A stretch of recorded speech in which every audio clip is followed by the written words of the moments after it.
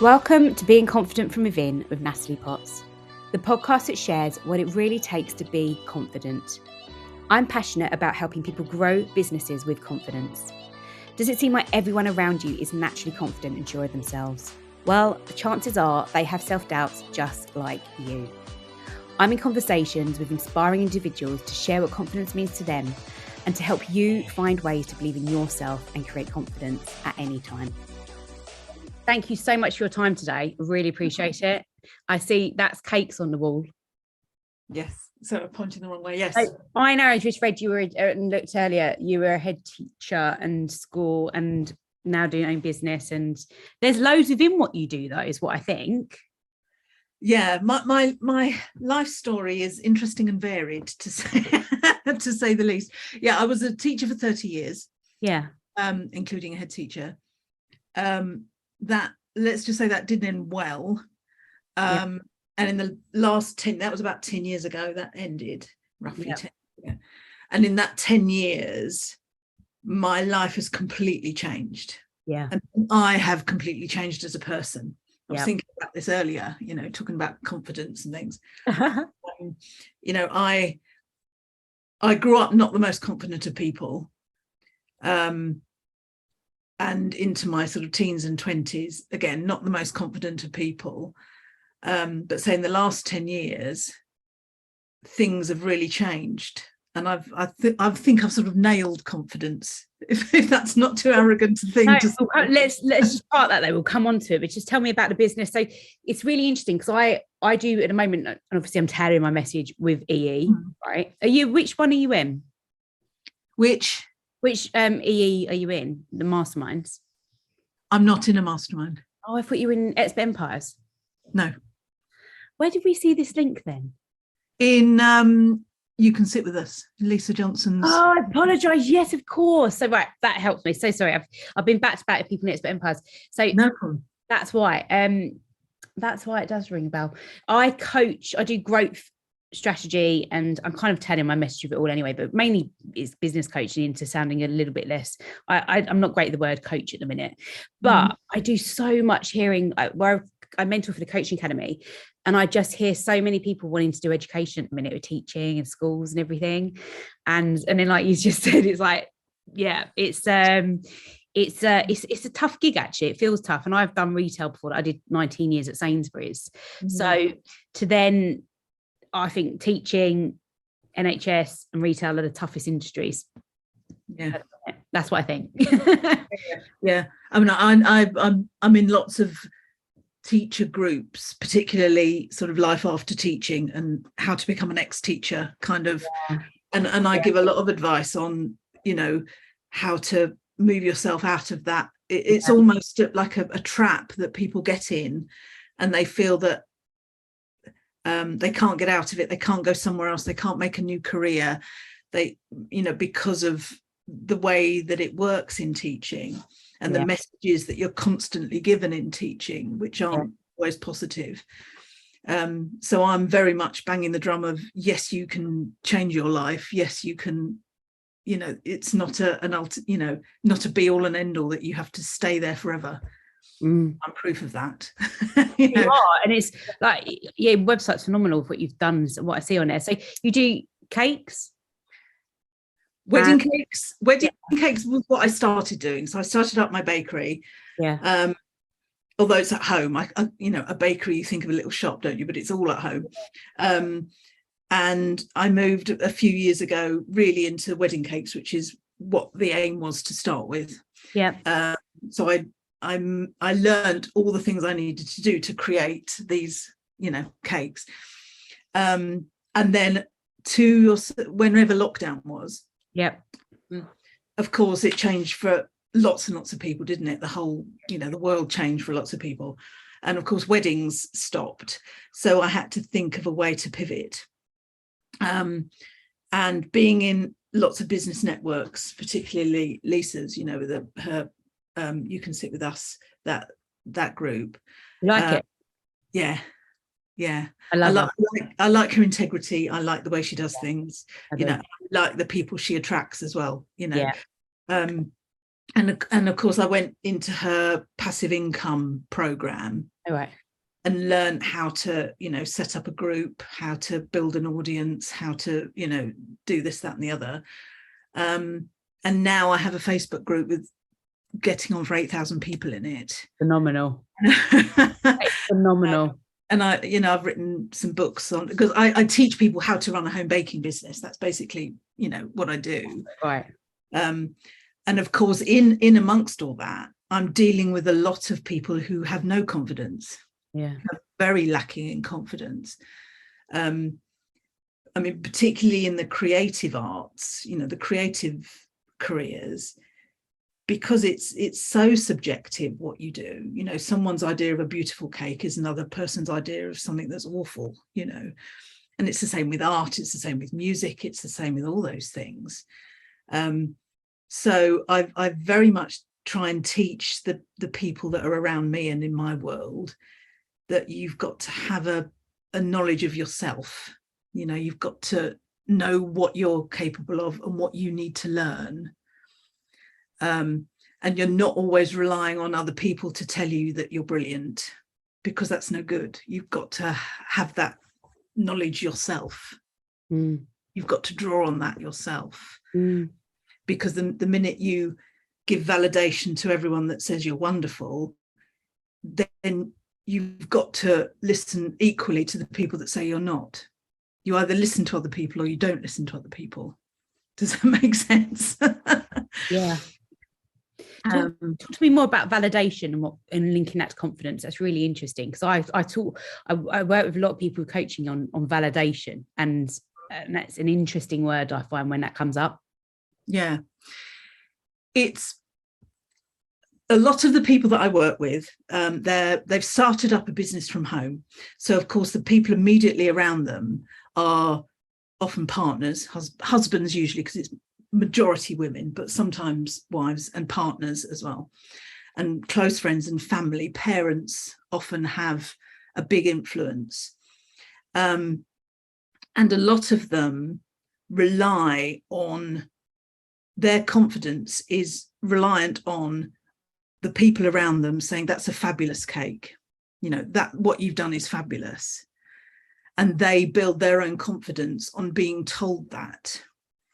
Whereas what I try and teach is, you've got to know that yourself. You've got to know, yes, I learned the skills and I've put my skills in that cake. I've learned how to do this. I've learned how to do that. And what I've come up with is quality has got a high standard to it. And once you've got the ability to look at what you've done like that, it doesn't matter what people say around you. Yes, it's nice to have people say, that's wonderful. Oh, yeah, thank you very much. That's a nice little boost. But when you do get someone that says, oh, I don't like that, that's not very good, you have the ability then to say, well, why do you say that? I don't agree with you, because my opinion is that, this, that, and the other. You have the ability to look at what you've done without putting emotion into it. You're being able to analyze the skills that you have, and then when something does go wrong, or you've made a mistake, or something's not quite up to standard, you have the ability to look back at, take a step back and say, why has that not worked? What skill am I lacking that has meant that cake has not worked? Rather than, and a lot of my bakers tend to do this, which is, oh, it's all rubbish, I'm going to give up. They throw the whole, the baby out with the bathwater, rather than saying, okay, my sugar paste didn't work, or the buttercream inside the cake went squishy, or whatever it was that went wrong. It's the ability to be able to analyze and say, okay, well, next time I'm going to do this, I'm going to do this, and I'm going to do this. Rather than just assume I'm completely rubbish at everything, and there's no point in me even carrying on. It's I suppose it's knowing learning from your failures. It's treating mistakes and failures as learning opportunities. Yeah. We all learn by making mistakes. You know, I often talk about, you know, when a little baby learns to walk, it wobbles a bit and falls over. It doesn't say, oh, well, sod that then, I'm not going to give that a go. They get up and they carry on, because it's in their caveman brain, it's telling them you've got to get up and you've got to move, or you're going to be in danger. You know, that's the caveman instinct. So they don't think twice about, oh, I must be rubbish at this then. They just get up and do it. You know, They keep going, and their brain is saying, well, perhaps if you put your foot there, or if you put your hand there, or if you know, so obviously subconsciously, but it's because they keep going and they keep practicing. They try something, it doesn't quite work, so they try it in a slightly different way. Yeah. That's how and their brain is making all sorts of connections while they're doing that. And that's how eventually they learn to walk. Now, I often think that if we had that skill, or that awareness rather, of looking at things that have gone wrong and saying, why didn't that work? What's gone wrong with that? Perhaps I could try this, perhaps I could try that, rather than, as a lot of adults do, just saying, oh, you know, that for the game of soldiers, I'm not going to bother with that again. I often talk about my 3 favorite words, which are determination, perseverance, and resilience. Mm-hmm. And I'm always saying that if you've got those 3 words, you can build a business. you can do anything with those 3 words. They're sort of the liberating words. Because even if you come across an obstacle or a barrier or a problem, your resilience will, you know, stop you curling up in a ball. Your perseverance will make you keep going until you've conquered it. And of course, your determination covers all those 3 things. So you say it in such a way that it's very articulate, and it makes someone quite curious to, like, again, like the language you use, because I could pick up on the word knowing as well, the validation. And I guess my question back to you, and I'm not going to stick to any idea. This is why I don't really have scripts in my podcast, because I just love the conversation. But also just, you know, going back to the fact of what areas of life do you feel maybe you don't then actually, is what may come from this, is that you would like more confidence, or to build confidence? Do you know, I was thinking about this earlier, and I think it's not a question of having more confidence. I think as far as confidence goes, I've got what I need with confidence. Define it what it means to you exactly. Confidence is having an awareness of what your strengths and your weaknesses are. Right. Confidence is being able to say, yes, I can do that. I can produce this, that, or the other to a standard, but I don't know how to do this or that or the other. So I'm going to learn it. I'm going to ask people about it. You know, if people pull me up on something, I'm going to say, yeah, I'm not sure about that. Can you help me? Yeah. And that's the difference between confidence and arrogance. Yeah. There's a fine line, isn't there? But arrogance is not having the awareness of, of assuming that you're better than everyone, rather than with confidence, there's a sort of, you can learn from other people. If you're confident, you're willing to learn from those around you. Yeah. Yeah. So then to the next part, and then if there is an area of building on, what would that be?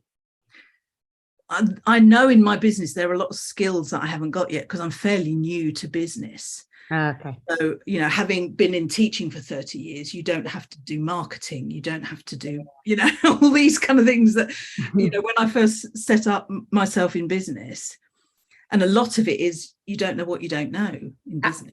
All the time I say that. You're spot on.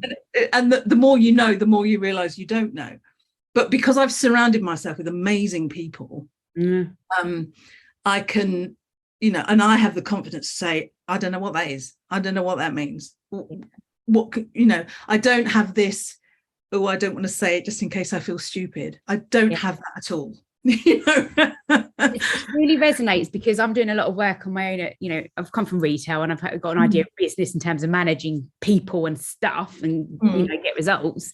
But, you know, I'm shocking at sales and stuff. And I've always been like, it's too salesy, pushy, don't want to be that. And I've, you know, invested like yourself in different mentors, programs, etc. And hence our connections. But I'm learning loads, and then I just get out there and give it a go because I know I've got to master that. I hate it, but get into it. And now I look at it, I don't fear sales. I just think I can serve you, and if I can't move on. And I'm very, what resonates and I love about your style is very aligned to how I think that what do I need to learn and go and do it. And what my reflections take out lots of the emotion that we do in terms of what's it saying about me, why can't I do, you know, just go for it, because the worst that someone's going to say is no, and then I face into the no, and then, you know, we're always going to fear rejection. That's never going to go away. It's how we choose to respond to that.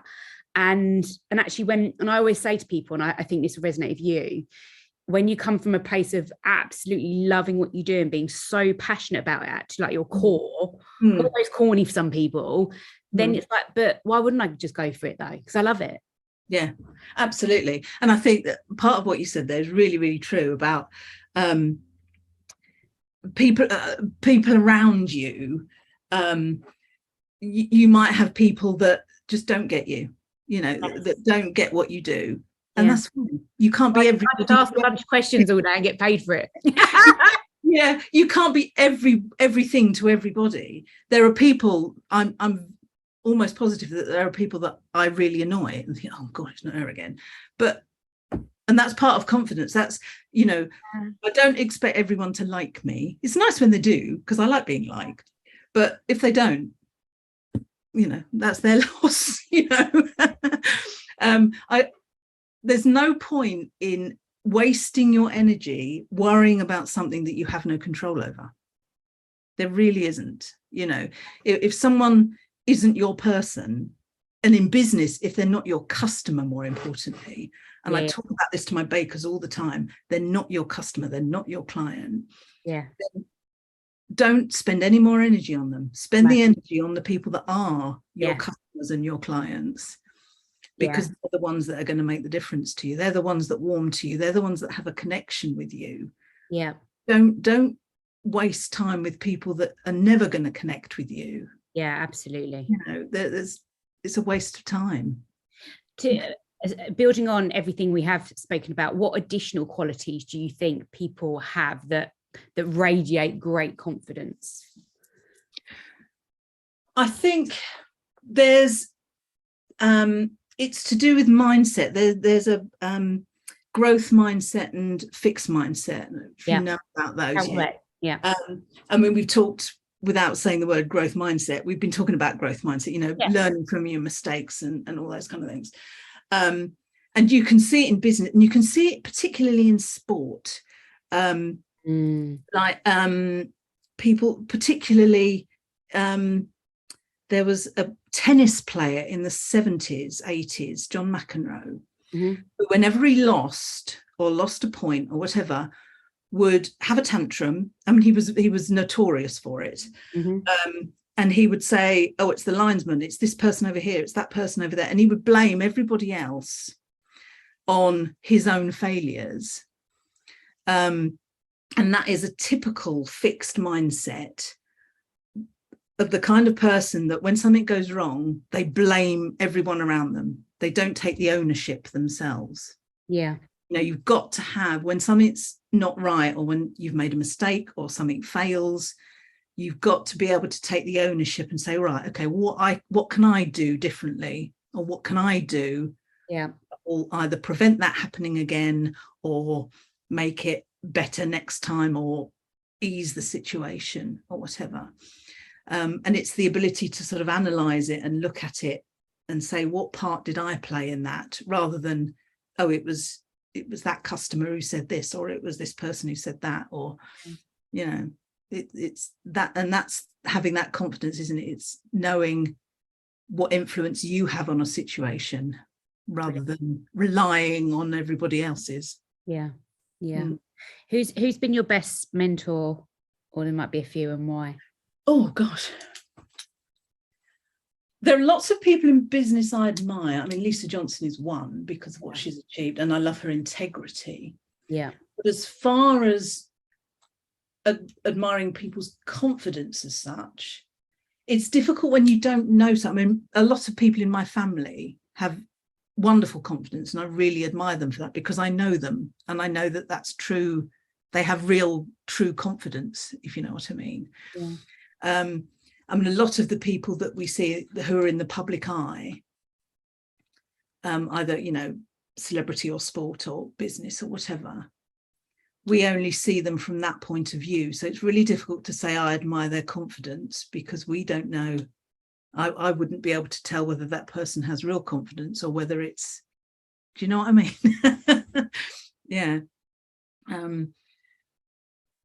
I mean, there are people, I mean, particularly in sport, the people that have achieved, you know, the gold medal winners, they're the ones, although I'm not sporty in the slightest, I often say that, you know, the determination, perseverance and resilience that's your 10,000 hours. You know, the gold medal is 10,000 hours of practice. Yeah. Yeah. And people often say, I mean, particularly in my baking group, they'll throw the word talented about. You're very talented. And I'll sort of say, well, it's nothing to do with talent, actually. It's to do with skill. And the skill is because you've learned it, you've practiced it, you've got a passion in it. You know, people that have won gold medals, talent's neither here nor there. It's what they've put into it that's made the difference, you know? Yeah. It's really interesting. It's a great perspective as well, very different. Yeah. Annie, where can people find more about you? I have a website, anniebennett.co.uk, and all my home baking business things are on there. But I'm often talking, it's not all to do with baking. There's a lot of sort of mindset, and I talk about that a lot in my baking group as well. But if it's wedding cakes you're after, it's Leading Lady Cakes. Leading Lady Cakes, so named because I sing opera as well. Oh, wow. Yes, yeah. So I'm a trained opera singer. Where'd you get the time? I bet people say that. Where'd you get the time? I always get that, but always find the time when you've got passion for something. Yeah, I do love that. Yeah, that is the difference, isn't it? Yeah. So they're the best places to find you and connect. Yes, anniebennett.co.uk. Go there and you'll find everything that you need. Yes. Thank you so much. Thank you. Thank you for listening to Being Confident from Within. I hope you enjoyed today's episode and it inspired you in trusting no matter what happens in any particular situation, you'll be able to handle it and learn from the outcome. I really love hearing from you, so please leave a review and let me know which part of the episode resonated with you the most. Have an amazing day.